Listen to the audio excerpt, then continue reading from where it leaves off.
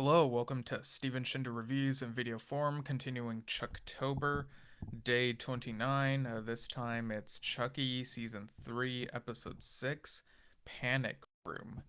And this was directed by Samir Rahem and written by Alex Delisle, Isabella Gutierrez, and Amanda Blankard.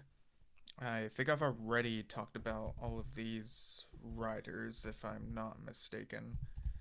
Um, yeah, and this aired on April 17th, 2024. We're almost done with October. So, yeah, at the end of the previous episode, Chucky killed President Collins and got the launch codes for the nuclear weapons. So now he is on the warpath, um, still trying to get Henry to do his bidding and whatnot. And there are these visions of blood in the White House and stuff. But Price tells Charlotte that they, like if the thing about the president, James's murder gets let out, that could be a lot of trouble for the public. The public needs to know that they can trust the administration, which I mean, it's not lost on the audience, right? That they're saying this as they're doing these shady things. And Price says that Charlotte is complicit in covering up like other murders that took place in the White House in this season. So they come up with this plan where uh, they they get a double who looks like President Collins, obviously played by Devon Sawa, so he's playing another character. This franchise just keeps on having fun with its doubling and doppelgangers and whatnot. But yeah, I keep forgetting to mention the Chucky title cards that they're made of. For episode 4 was voodoo dolls. Episode 5 was made up of decaying Chucky heads, looks super old and turns into skulls. And episode 6 is made up of like the flight path that you'd see on the map or whatever for the nuclear missiles. So Jake and Devin, well, I guess I should explain the double a bit. So Charlotte is really not comfortable, and understandably so, with this idea of using a double who looks like her kid's father. And, she's going to have to lie to them, and she wants the double to stay out of their sight, doesn't want them to be exposed to what exactly happened to their father and all this duplicity that's going on.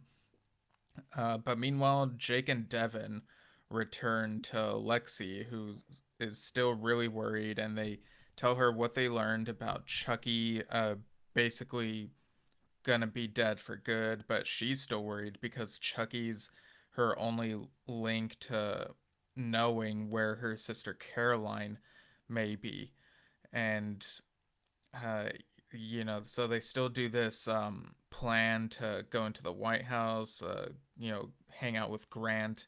Lexi and Grant have kind of a moment at the piano, playing and singing along to "Don't Fear the Reaper." I wondered if there was lip syncing going on here. I'm not really sure. It didn't look real to me, but I could be pretty wrong, so who knows. Um, they have this awkward dinner. Charlotte makes excuses saying that uh, the president is at work, and then later that he's sick, and Grant is like, well, which is it? And she tries to dodge the questions. Uh, his double, I got the vibe that maybe his double kind of has feelings for Charlotte. He definitely seems to enjoy pretending to be the president. Like he explains that that's his whole thing and like something he kind of dreamed of, I guess. Um, and yeah, it's just kind of a ridiculous character. But at some point, Henry walks into the room where the double is hiding out, and Chucky reveals himself, says his actual name, and that he's not Joseph. He says, "You don't even look like him," to the double, which I mean, it's the exact same actor, but whatever. And so basically points a gun to him and gets him to escort them to the room where the launch thing is, and Chucky wreaks havoc, killing people left and right. Um, at some point, he even sticks something through someone's eye, and you see Chucky did it written in blood on the walls. Um, Lexi has a moment where she decides to just tell Grant the truth, and that they're after Chucky, this evil doll. She tries to explain everything, but says that she still also likes Grant. And, mad respect for throwing in this line where she says, "Can we skip the teen drama movie thing where you're upset for a while and just get this over with?" So I like that they skipped past that part and that it was quick of them to get Grant on board for this.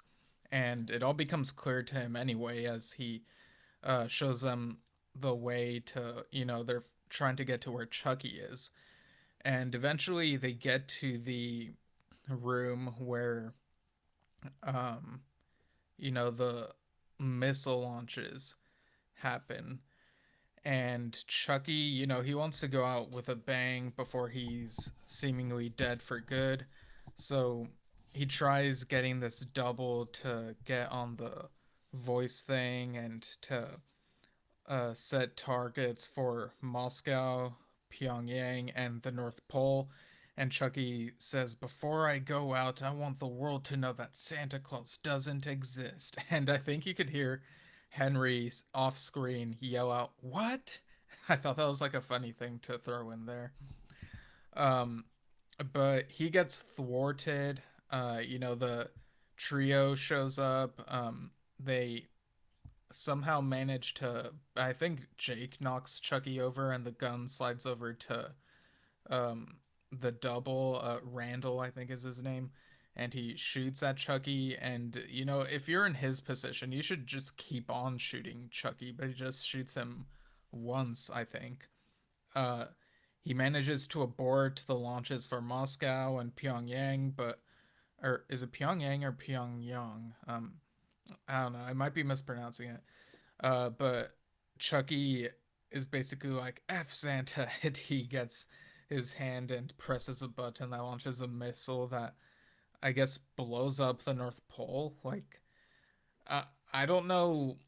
I'm not a scientist, so I was kind of wondering, like, shouldn't this have had bigger consequences? Blowing up the North Pole, like, wouldn't that have a bigger effect on the world? But um, I feel like the show kind of brushes some of that aside. But anyway, after that, Chucky's body turns to dust. Basically like a Thanos snap moment. And then Charlotte, Henry is asking, like, who's that man who looks like my dad? And Charlotte is mad at Price and says, "Stay the hell away from my children." And so, there's definitely some drama going on here.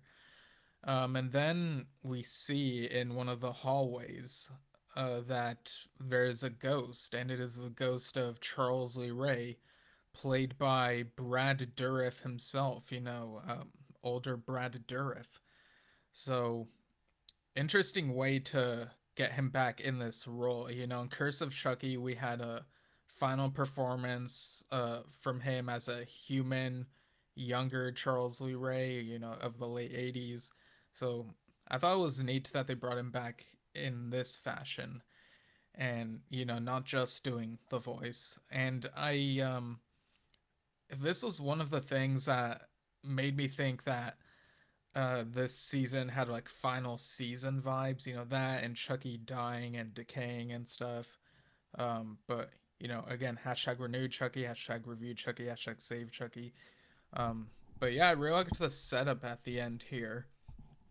I felt like a lot of thrilling stuff happened in this episode, but some of the drama, I guess, didn't do it quite as much for me. I was thinking of going a little higher for this, but I do think I liked it a little more than the previous episode. But there are a couple head scratchers, so I think I'd give Panic Room 8.25 out of 10.